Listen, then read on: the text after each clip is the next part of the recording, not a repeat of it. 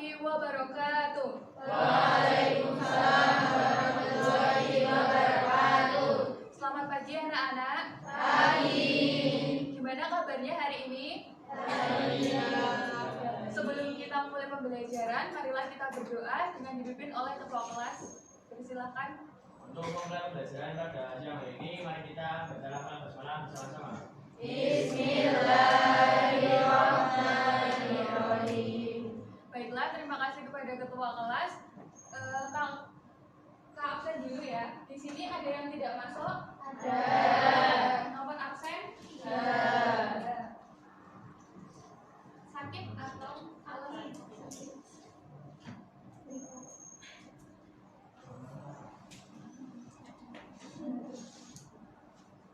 Nah, kita akan belajar mengenai peranan virus. Sebelumnya kita sudah belajar mengenai apa saja? Biologi, ciri-ciri virus, bentuk virus, kemudian ada struktur virus, dan replikasi virus. Nah, untuk materi kemarin tentang replikasi virus, ada yang masih hafal apa itu daur lisogenik dan daur lisis? Ayo dibuka catatannya.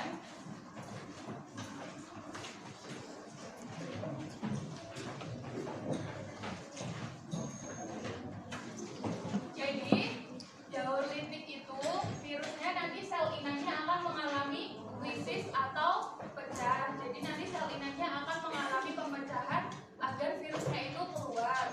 Kemudian kalau daur lisogenik, sel inangnya tidak pecah akan tetapi akan memproduksi yang dinamakan dengan profag. Jadi kita akan memasuki tentang peranan virus. Sebelumnya pada pandemi kemarin kita belajar dari pengalaman yaitu virus itu berdampak negatif tapi juga berdampak positif. Jadi pandemi kemarin itu termasuk contoh negatif atau positif? Negatif. Ya. Kalau dampak pandemi ada yang tahu apa aja?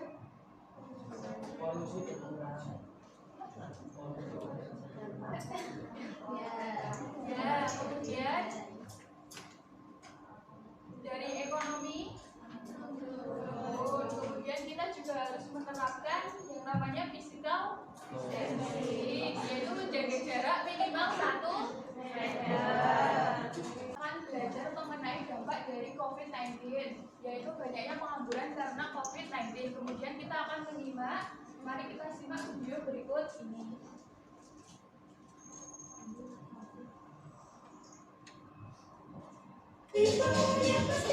California pasti bagus. Berita utama, saudara, perlahan namun kian nyata, COVID-19 menyebabkan banyak orang jadi pengangguran. Badan Pusat Statistik mencatat ada 29,12 juta orang terdampak COVID-19. Ini adalah data survei Angkatan Kerja Nasional per Agustus. Nah, jadi dari dampak pandemi tadi, video yaitu dampak COVID ini tidak hanya berdampak pada kesehatan masyarakat, tetapi juga mempengaruhi kondisi perekonomian, kemudian pendidikan, dan juga kehidupan sosial masyarakat Indonesia. Pandemi ini menyebabkan beberapa pemerintah daerah menerapkan kebijakan pembatasan sosial berskala besar atau PSBB yang berimplikasi terhadap pembatasan aktivitas masyarakat, termasuk aktivitas ekonomi, aktivitas pendidikan, dan aktivitas sosial lainnya. Nah, dari gambar ini, ada yang tahu ini gambar apa? Vaksin. Kemudian, apakah kalian sudah pernah mendapatkan vaksin sebelumnya? Vaksin apa itu?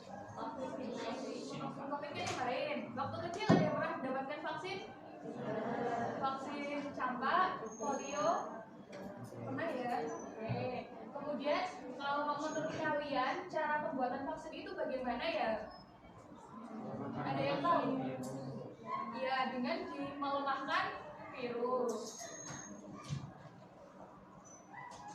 Kemudian untuk tujuan pembelajarannya, yaitu yang pertama kita akan menganalisis peranan virus yang menguntungkan bagi makhluk hidup. Kemudian yang kedua kita akan menganalisis peranan virus yang merugikan. Dan yang ketiga kita akan mengetahui cara pembuatan vaksin.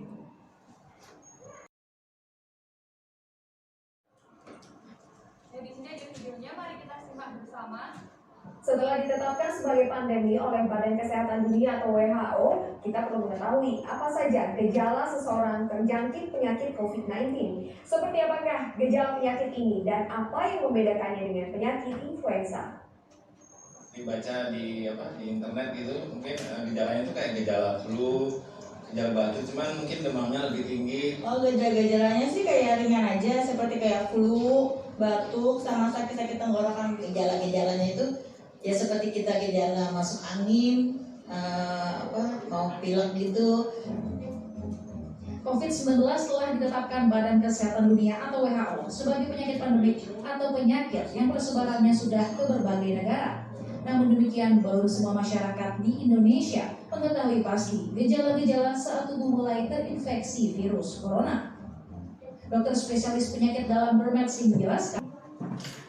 Jadi ini nanti kelasnya dibagi menjadi 6 kelompok, kemudian kakak akan membagikan LKPD ke masing-masing kelompok, kemudian dikerjakan ya.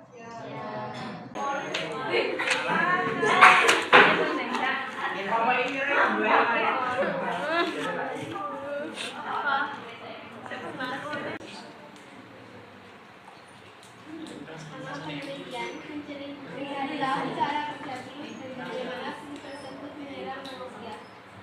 Binatang seperti virus dan monyet digunakan untuk mempelajari virus pada tingkat molekuler. Dua, preklinis menggunakan vaksin pada binatang untuk menguji keefektifan dan keamanan.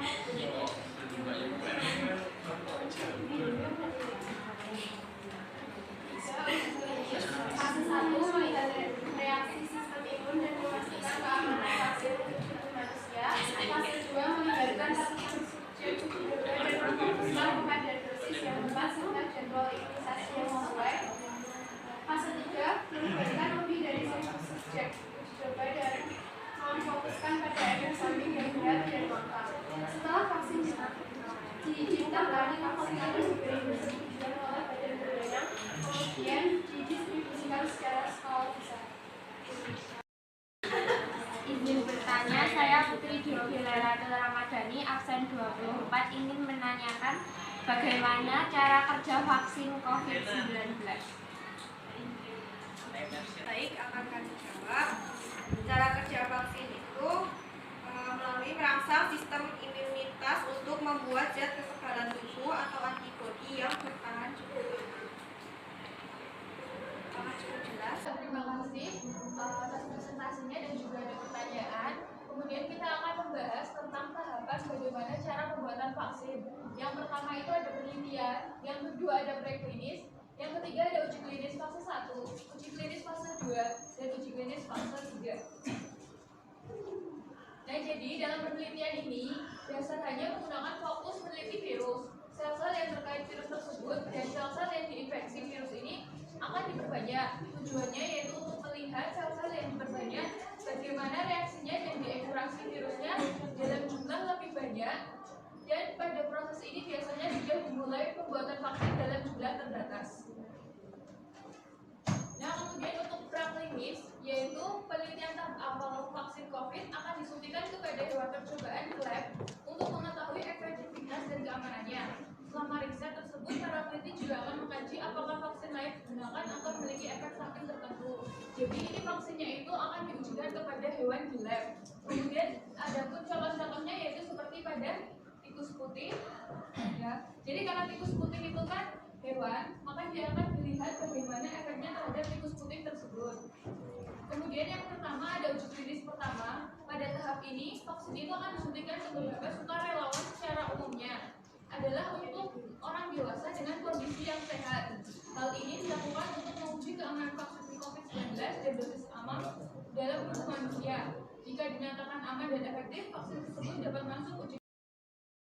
Kelompok yang ingin menyampaikan kesimpulan tentang pembelajaran hari ini, baik silakan. Jadi kesimpulan mengenai pembelajaran hari ini adalah mengetahui peranan virus yang menguntungkan dan merugikan bagi makhluk hidup, mengetahui jenis-jenis virus corona atau COVID-19 dan pembuatan vaksin COVID-19, mengetahui jenis-jenis virus pada manusia, hewan, dan tumbuhan.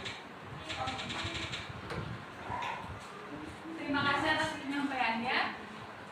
Dan jadi benar ya yang disampaikan kesimpulan pembelajaran pada pagi hari